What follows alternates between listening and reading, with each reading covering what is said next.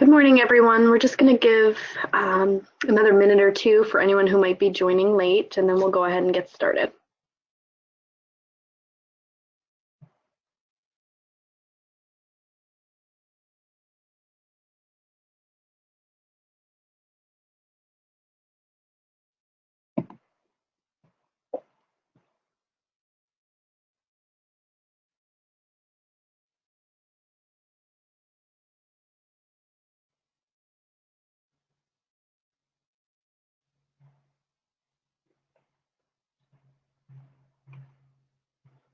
The topic for today's webinar is ISO 45001 2018.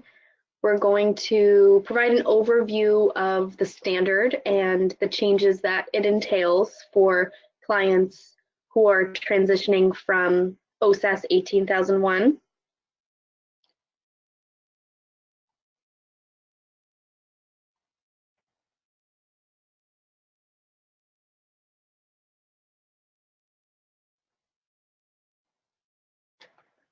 My name is Austin Matthews. I'm the EHS Assistant Program Manager with PJR, so welcome.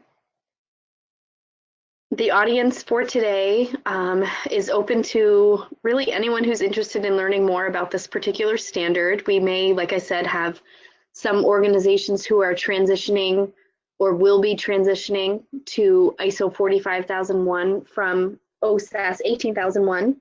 Some of you may be pursuing certification for the first time, so we'll go over the process in general for anyone who is new to it. We may have some consultants as well, or like I said, just anyone who's interested in learning more. This is really welcome to anyone. Today, we will talk a little bit about PJR. We'll talk about the benefits or drivers for pursuing certification in general, as well as for this standard in particular. We'll talk about that transition for clients who are already certified to OSAS 18001. We'll go over the key changes at a high level, and we'll also go through in more detail a clause by clause look at some of those changes. We'll talk about a couple other related changes that coincide with the adoption of this new standard. For anyone who is pursuing certification for the first time, we'll go through the certification process at a high level. And at the end, we'll save a couple minutes to answer any questions you may have. If you look at the GoToWebinar sidebar, you can type in your questions whenever you think of them. And like I said, we'll save those for the end. Today's presentation is being recorded. The recording will be made available online sometime after the presentation, as will these slides, in case you'd like to reference them. A little bit about PJR. PJR is a leading registrar. This is not an all-inclusive list, but certainly gives you an idea of different places we have certified companies to the various standards we offer certification.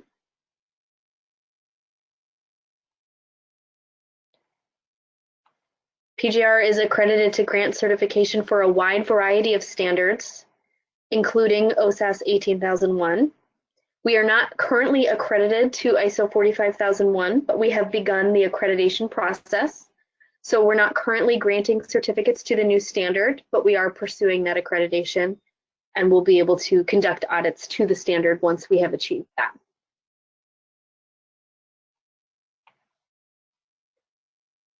Some benefits of getting certified: the management system structure following the requirements of the standard assist companies in meeting their applicable legal requirements and other requirements that they may be subject to, helping improve the organization's health and safety performance, providing a safe environment, a safe place for your workers, your visitors, your regulators to come and be near the processes and activities that you perform. The safer it is for your employees, the safer it is for anyone who may be entering your facility or working nearby your facility, living nearby your facility. The standard And the management system you build according to the standard drive management commitment and employee engagement, which can have a wide variety of benefits. Can help in business management, such as meeting stakeholder requirements, improving your organization's public image, achieving objectives that your organization may have set for itself. It can be integrated with other business management systems. Can also help drive improvement in supplier health and safety performance. In some industries, this certification provides a competitive advantage over your competitors. Being able to advertise this certification may help you stand out. Having a better safety record may help you stand out. Minimizing the risks of production delays can be a huge cost savings. And there could be additional cost savings such as lower insurance premiums.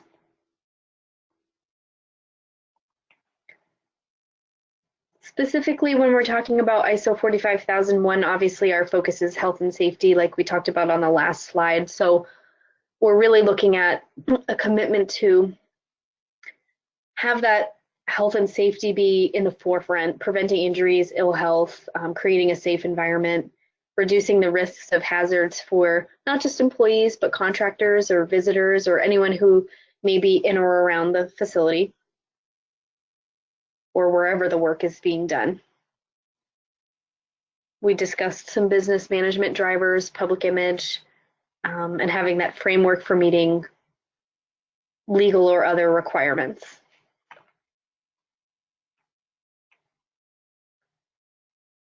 Just a general overview of ISO 45001, it is replacing or has replaced OSAS 18001 2007, for those of you that are familiar with that standard. It clearly defines the requirements for an occupational health and safety management system, and you may see the abbreviation OHSMS. And that system is to be established, implemented, and maintained. It's not something that you set up once and you never have to do anything with it again. You are responsible for maintaining it, to maintain that certification. It's a framework that allows an organization to control its hazards once they've been identified, reduce the risk of accidents, injuries, ill health, or downtime, as we already discussed, which can be costly, and continually improve its processes. It was published this past March. It is a voluntary certification, although as we already discussed, there are some benefits as far as public image, maybe some insurance discounts that may be associated with the standard. It is voluntary. Now, if you are an R2 certified organization, it's still voluntary, but ISO 45001 is replacing OSAS 18001 in every way. So if you're an R2 certified organization, you are required to also be ISO 14001 and what will now be ISO 45001 or RIOS certified. So I just wanted to add that caveat. It is a voluntary certification, but that may be one of the ways you are maintaining your R2 certification. So that's something to keep in mind.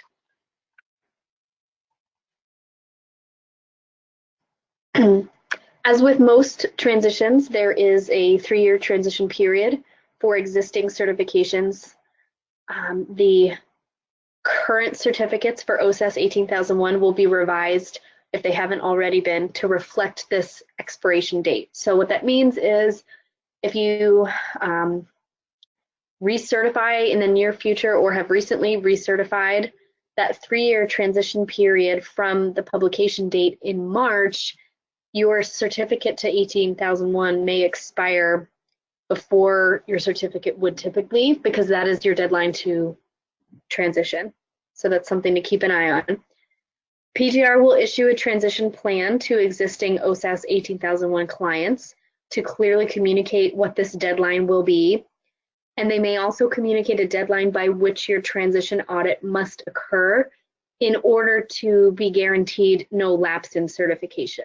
So what that means is you don't have your audit and then you get a certificate the next day. There's quite a bit of work that goes into closing out that audit package. After your audit, you need to close out any NCRs that you may have been issued through the corrective action process, which can take a couple of months depending on the findings and how long it takes you to respond to them or provide acceptable responses. And then the entire package goes through a certification review for us to ensure the certification issuance is appropriate. So we need to allow time for all of those activities to occur. If your certificate is expiring, say, in March of 2021, we can't wait until February or March to have your audit. That wouldn't give us enough time necessarily to close out all those items. If you chose to have your audit that close, we couldn't guarantee there wouldn't be a lapse, meaning you could have a period of time between when your OSAS 18001 certificate has expired to when you get your ISO 45001 certificate issued, and in between that time you are not certified.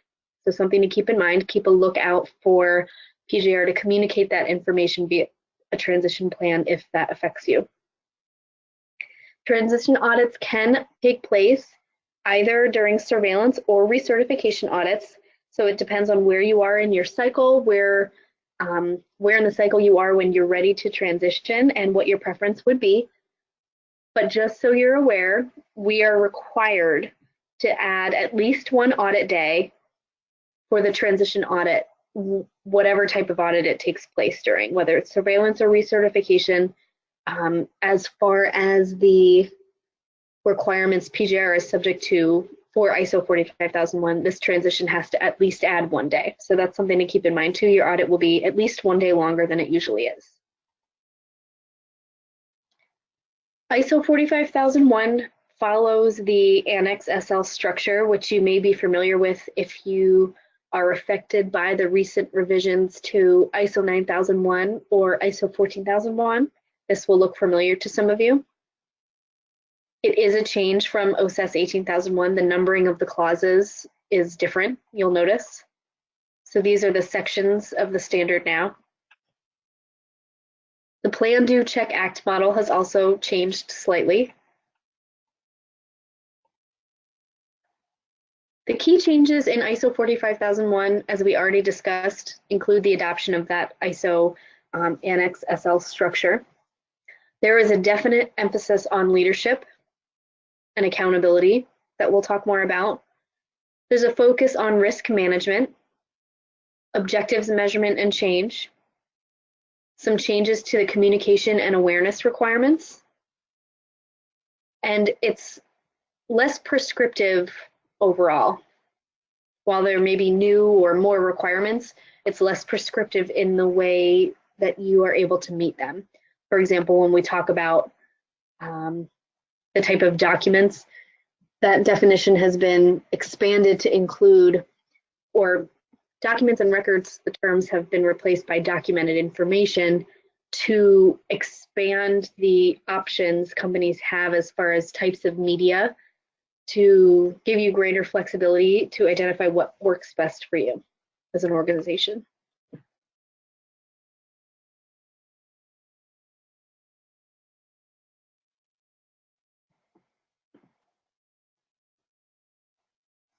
In the terms section, you'll see some new terms and some changes. Interested party, previously known as a stakeholder or also known as a stakeholder, is a term that you'll see throughout the standard. All of these are straight from the standard, so you can review them or go back through the slides after the presentation. Under the OHS management system, I just want to point out the intended outcomes of the management system are to prevent injury and ill health to workers and to provide safe and healthy workplaces. So the intended outcomes of the management system are very important in terms of measuring your progress or your performance to know what those intended outcomes are and whether or not the management system is effective. Top management is a definition that you want to familiarize as well, because there is an emphasis on management, involvement, and accountability. So you'll see this term quite a bit. Risk, the effect of uncertainty, is also very important. There are quite a few notes here. Again, you can read them when you have time. Risks and opportunities are newer terms for the ISO and XSL structure. You'll want to understand the difference between them and what they represent. Opportunities are actually positive, so that's something to keep in mind as well. Competency, the definition being the knowledge and skills required to achieve those intended results. So we talked about a couple slides earlier what those intended outcomes are. Documented information, as I mentioned, is a broader definition to include documents and records and give you additional types of media or greater flexibility in what works for your organization.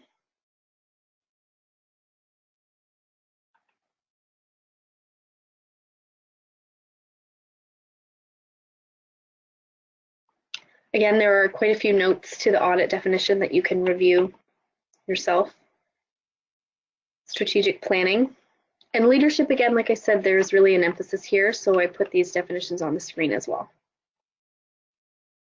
There's an emphasis on proactivity as well throughout the standard, so I put that definition here for you to see.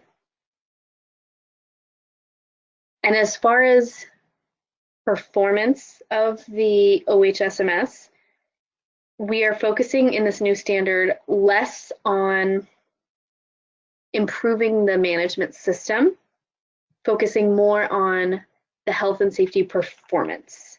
So the intended outcomes, the health and safety record, the accidents that are occurring, the injuries, things like that, improving that performance rather than finding improvements to make to the documented management system to drive continual improvement.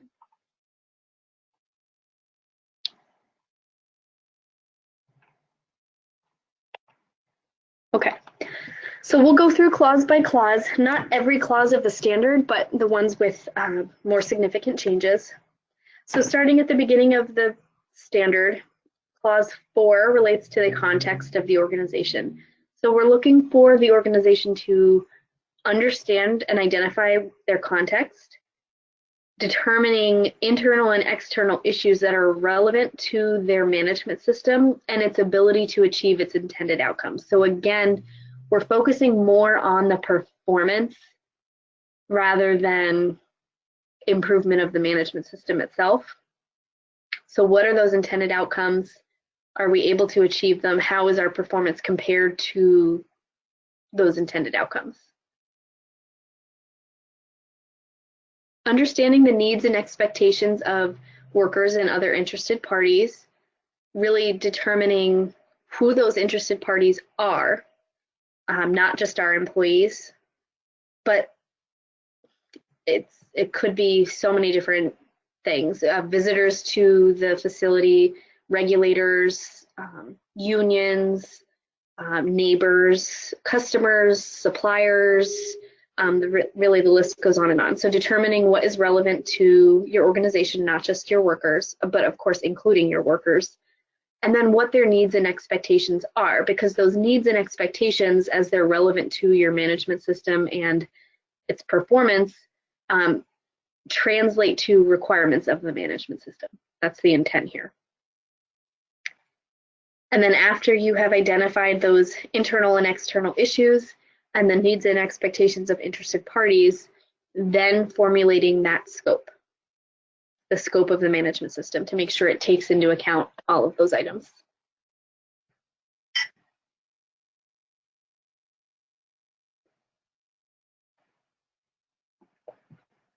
Clause 5 focuses on leadership. Again, top management comes into play here, that definition we looked at earlier. Taking on the responsibility of the effectiveness of the system, the adequacy of resources, the communication piece as well. The policy should obviously be aligned with the objectives, that's not new, but also the organization's strategic direction and the system's intended outcomes. The policy section adds a line item about including a commitment to participation that was not necessarily included in the verbiage in OSAS 18001. So not only should it reflect a commitment to, for example, prevention of injury and ill health, it should also include a commitment to participation.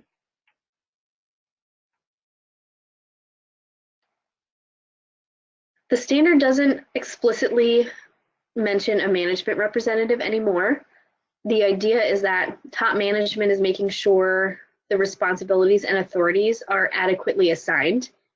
Responsibilities can be delegated to a management representative or a team of employees, but ultimately, top management is accountable for the management system. So it's a shift away from focusing on a management representative as one individual bearing all of the responsibilities of the standard without necessarily that top management buy-in or accountability. So whether you still have only one management representative or the responsibilities are shared, that's up to your organization, as long as top management is ultimately involved and accountable, and that the resources are adequate. So if it is one management representative, that has to be adequate for your organization and the management system to achieve its intended outcomes. We talked about participation just a moment ago about the policy. So participation in consultation criteria are more specific in this version of the standard and are a bit more prescriptive as far as identifying methods for training, resources, removing, if necessary, obstacles to participation, thinking along the lines of language barriers or fear of reprisal if employees are too scared for their job to come forward and participate or identify hazards or share their feedback. So looking at any obstacles that may be in place if you don't have a lot of participation. Also emphasizing non-manager participation. So really, it should be heavily involved with employees, the people who are actually doing the work on a day-to-day basis, because they have firsthand experience with some of those hazards, the equipment, whether operational controls are feasible or if they're presenting a different type of hazard, they should certainly be involved in that.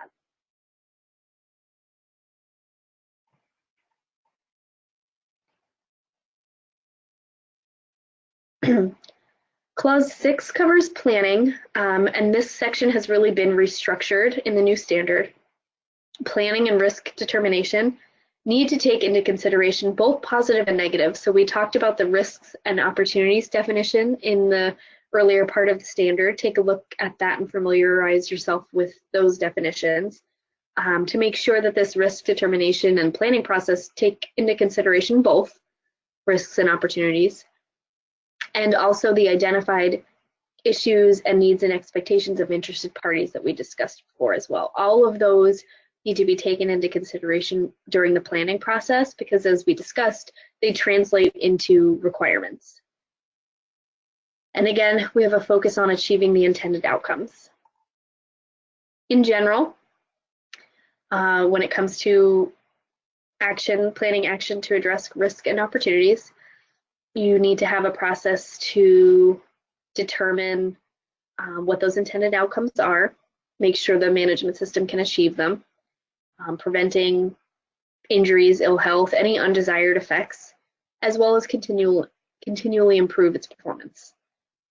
We're managing risks and opportunities related to health and safety hazards, legal and other requirements, and or those risks and opportunities we discussed earlier, if they can impact the organization's ability to meet their intended outcomes.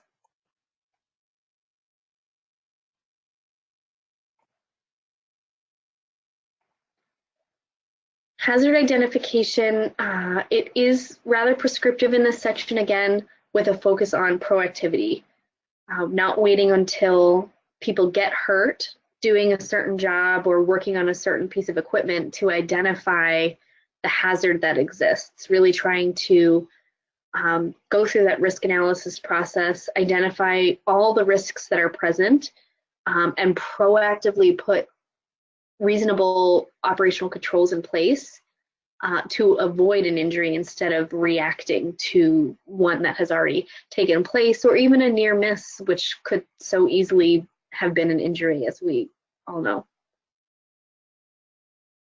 So this process should include not just the workers, but people in a nearby area who can be affected by the organization.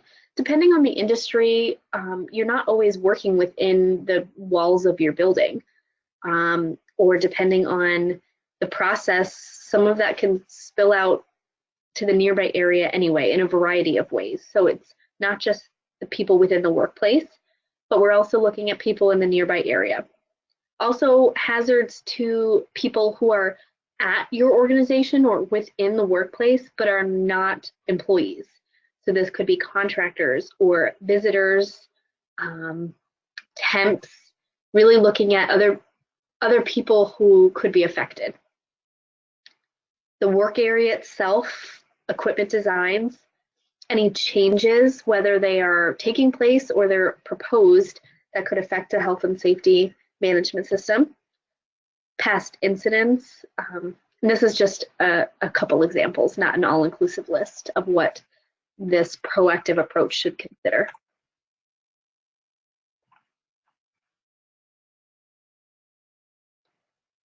It's important for the organization to have a process to assess those risks.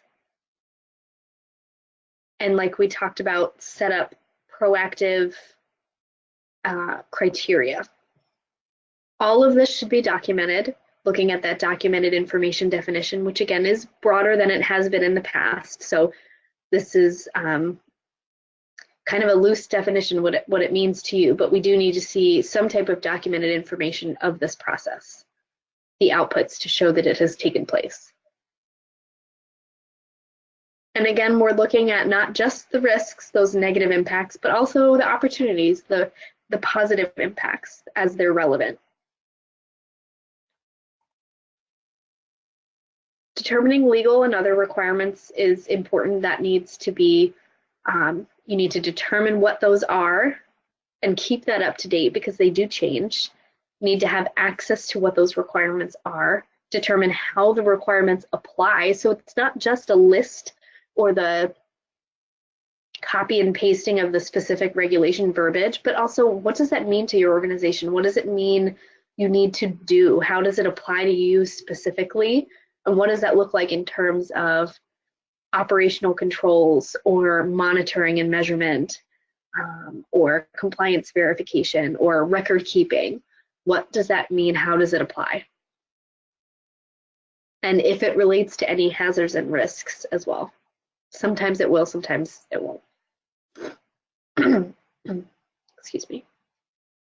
Also determining any communication requirements. So if there are requirements you're subject to that require, for example, reporting to a regulatory body or something along those lines, that would be a communication requirement. Or if certain types of events need to be reported within a certain period of time, all of those things, how it applies so that you can plan your system and build your operational controls accordingly to make sure you're actually meeting the requirements, it's really important.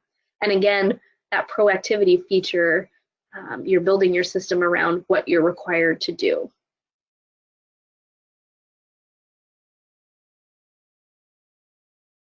We already talked a little bit about planning action accordingly, addressing risks, opportunities, legal and other requirements, relevant emergency situations, also opportunities to evaluate effectiveness. That's very important as well. It's great to have operational controls, but you need to have that oversight as to whether they are effective. And as with OSAS 18001, there's a hierarchy of controls. You can find that in clause 8.1.2.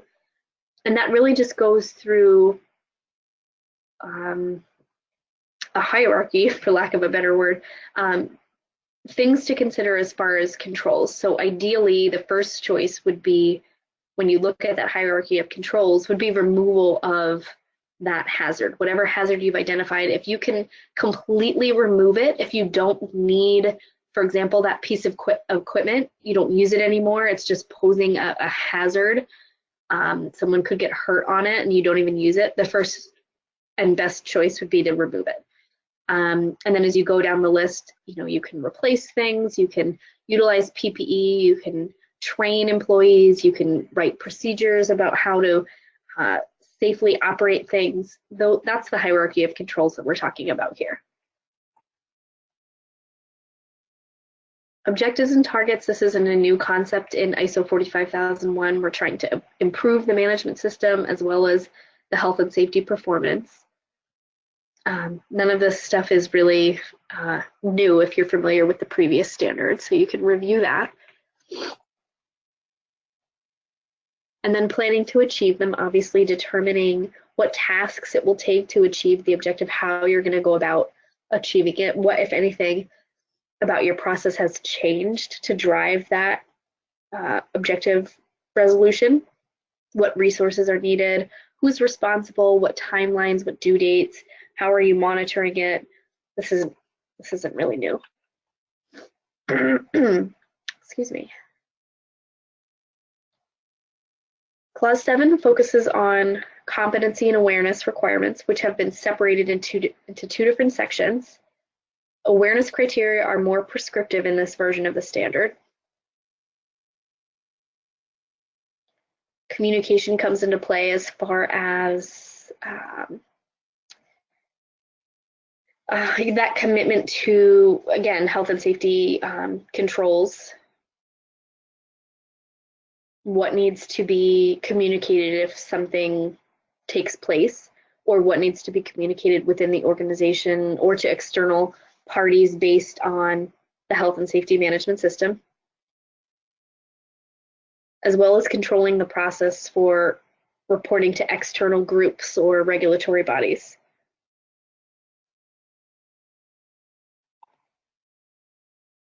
So as you can see, like I mentioned, competency and awareness have two different sections.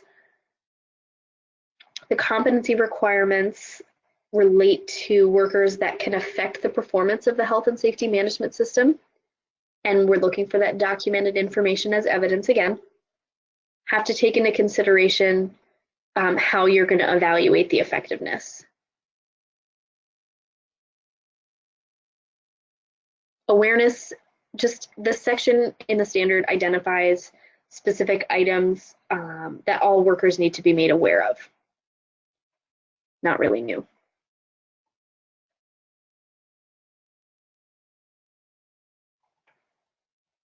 Communication, there's no significant changes in the internal communication section. External communication, it's pretty similar. Again, we're looking at those relevant internal and external parties, what their communication requirements may be, and then what your process for your management system, what your process will be, who you're communicating to, what is communicated, how, when, things like that. What, determining that process.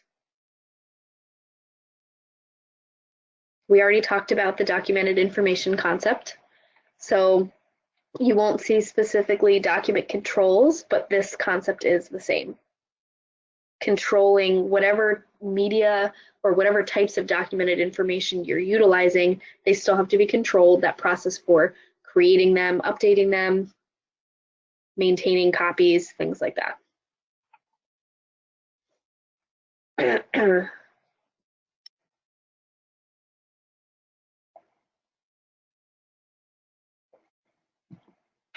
Clause 8 relates to operations, operation planning and control. In general, we're looking for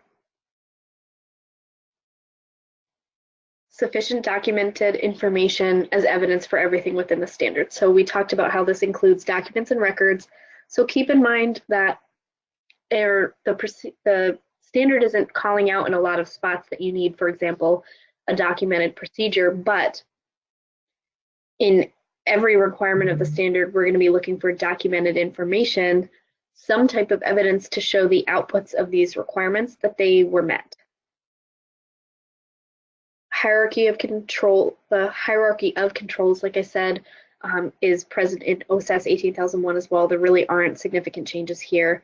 Management of change is called out specifically, although it was implied in the previous version. It's so important to plan changes and control that process before they're implemented. Looking at, for example, changing equipment or adding a new process, adding another shift, really looking at what the risks are before that change is made to account for, again, proactively any controls that need to be put in place, mitigate any negative impacts or inadvertent impacts, things like that. That's a really important process. It can also be applied to overturning of employees or employee turnover. If you're losing a key individual, how that's going to be handled if you have advanced notice, if you don't have someone to replace them. Management of change in terms of maintaining certification. In the past, we've seen an issue with that. If the management representative, for example, leaves, that management of change process could have been really helpful. Excuse me, in preventing significant gaps in between those two audits, for example, or the management system kind of getting dropped a bit. There's a section related to procurement as far as controlling outsourced processes. Contractors have a section as well, controlling the risks, health and safety risks related to the activities the contractors are performing. This could be also the risks that the contractors are exposed to while in your facility or working around whatever it is that your organization does. You also need to identify the criteria you use for selecting contractors and what your process looks like to ensure that once they're conducting those activities, they're meeting the requirements of your health and safety management system, since they're doing work on your behalf and or within your facility around your employees. Outsourcing also has to ensure you're meeting the intended outcomes. Whether you're doing the work yourself or outsourcing some part of your process, that's all within your scope. Emergency preparedness and response really hasn't changed much. Maybe just a couple additional items to consider in your response processes or your response plan. Clause 9 looks at performance evaluation, how you're monitoring and measuring the system. And you really need to determine what you're monitoring and how.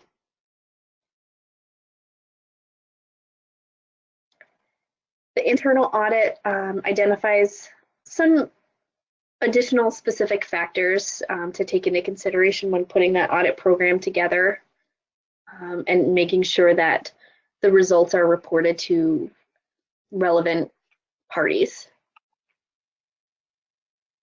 Management review similarly has a couple additions or revisions to what those required inputs and outputs are. And clause 10 is the last section of the standard. It covers improvement.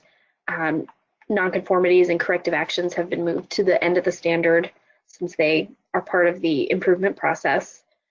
Certainly, as always, requiring timely actions, maybe even more of an emphasis on the timeliness of those responses to incidents or nonconformities.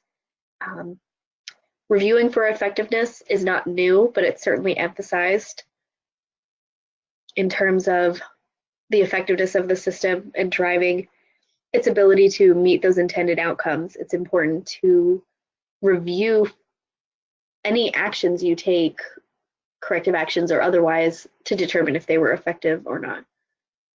And again, reporting the results to relevant parties. And we already talked about the improvement focusing more on the performance than the actual documented management system. Let's see. And again, maintaining evidence through documented information of all of these requirements. At the back of the standard, you'll find Annex A and the bibliography. I'm not going to go through those. Very, very briefly, you can review these slides in more detail on your own time, but the as I mentioned at the beginning, there are some other related changes that will affect clients and us as a registrar, PJR, that are coinciding with the publication and implementation of ISO 45001. So those are these documents, these IAF mandatory documents, 22 and 21. And they are requirements for us as a certification body, but sometimes they do, some of these requirements do trickle down to our clients. So, for example, significant changes that you would be notifying us of or letting us know with the next audit, these documents specify that they cannot wait until the next audit. And they do define what significant changes are, but that you must notify program management in a timely manner. It's not something that can wait until the next time we're at your facility. So that's something to keep in mind. There are prescribed audit timetables that we're required to utilize. So you may see some changes in audit time.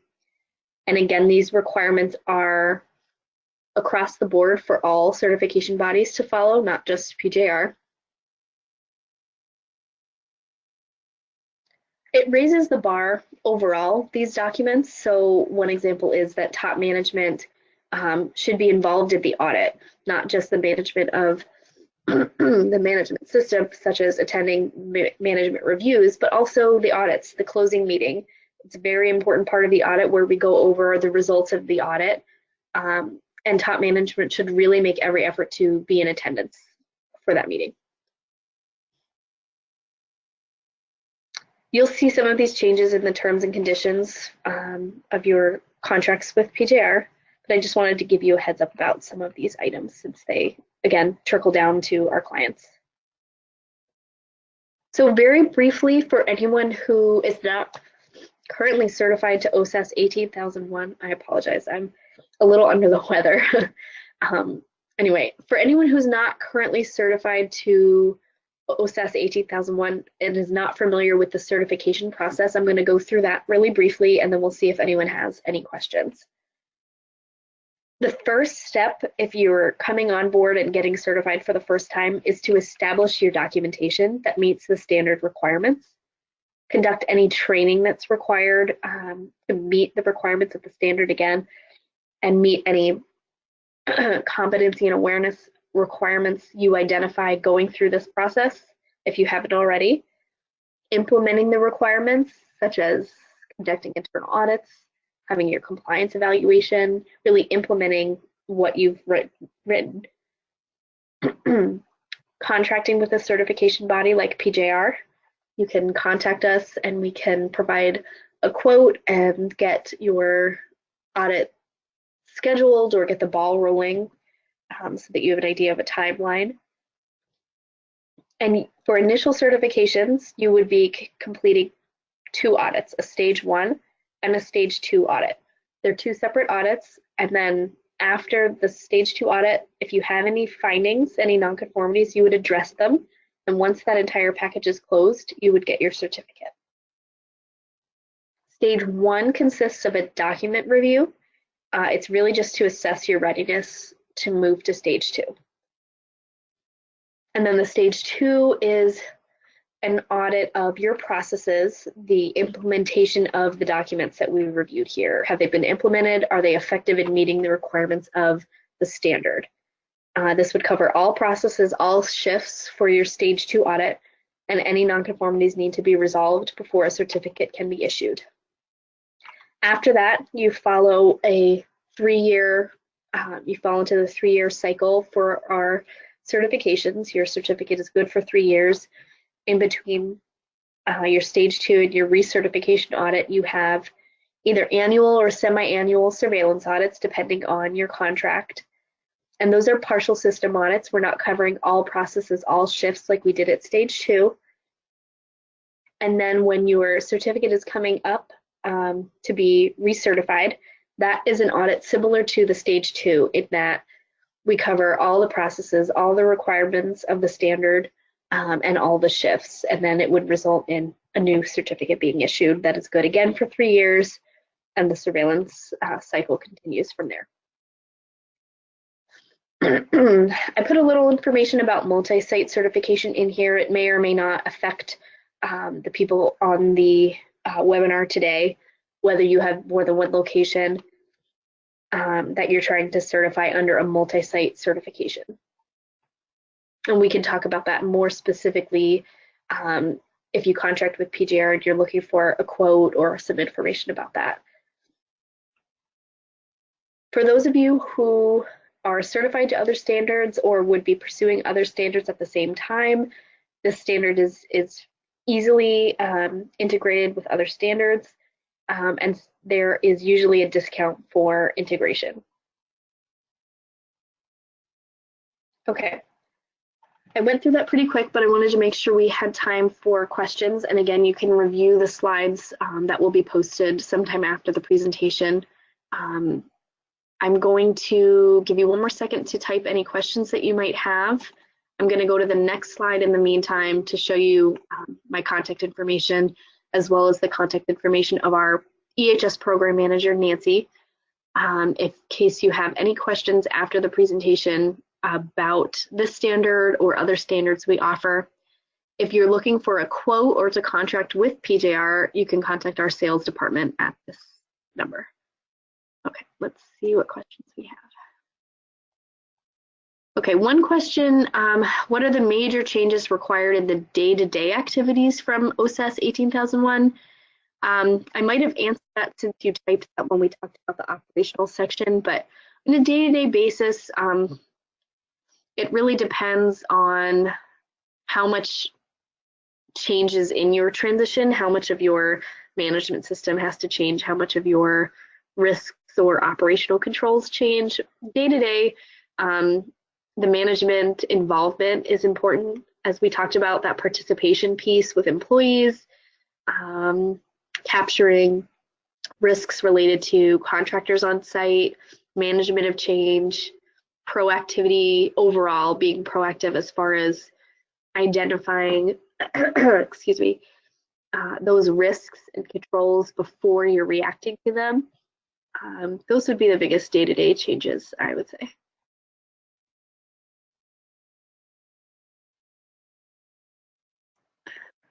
What are the mandatory documents change requirements from OSAS 18001? I'm not sure I understand this question. I think you're talking about the documents I listed at the end as far as the prescriptive time, the audit timetable that it requires us to follow. I can go back to that slide.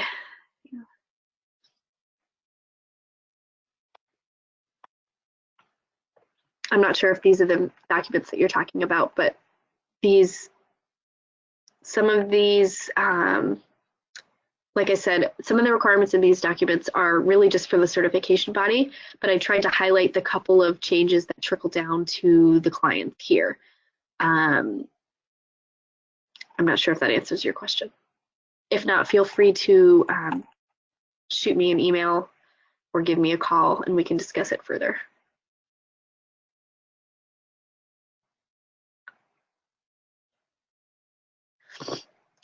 We have a question about the interrelation between Responsible Care 14001:2015 and ISO 45001, and whether or not ISO 45001 makes Responsible Care 14001 obsolete. So RC 14001 is a different standard.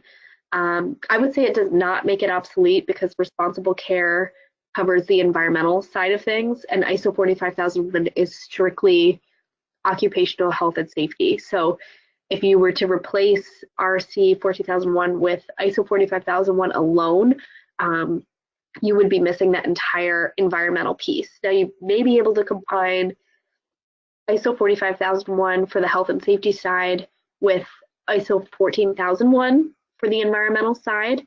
They're not exactly the same as Responsible Care though, which has an emphasis on chemical management, and it's really a different standard. But like I said, to answer your question at least, ISO 45001 only focuses on health and safety, so you would be missing the environmental piece at least.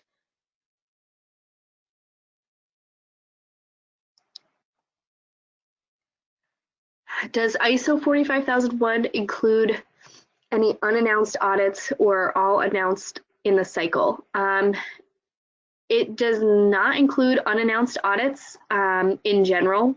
That those mandatory documents do give us the authority to conduct unannounced audits. For example, if we are investigating a complaint and we feel based on our initial investigation or review of the complaint that the best way to assess that would be through an unannounced audit, we are allowed to conduct unannounced audits if warranted, and that's spelled out in the terms and conditions of the contract.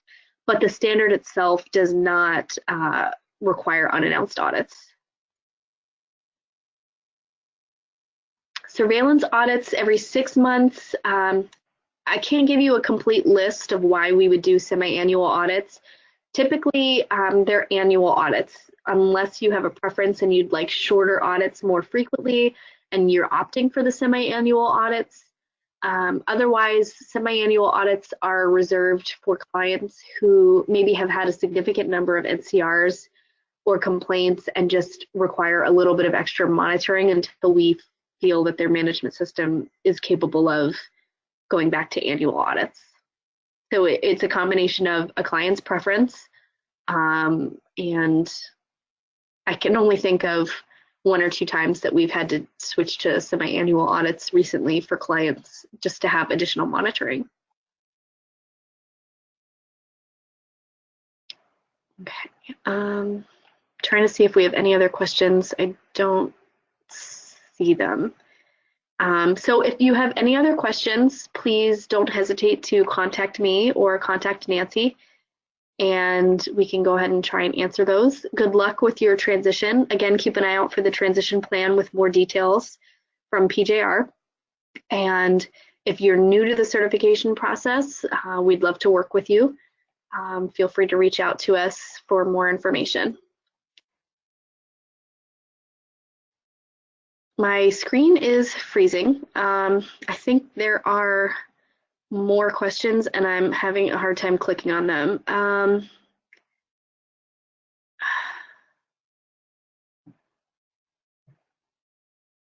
waiting for it to, sorry, hang on. I'm trying to see if it will respond. All right, sorry guys. If I didn't get to your question, please shoot me an email and we can discuss it or give me a call.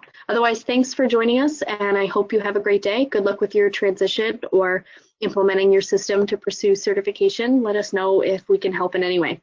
Have a great day. Thanks.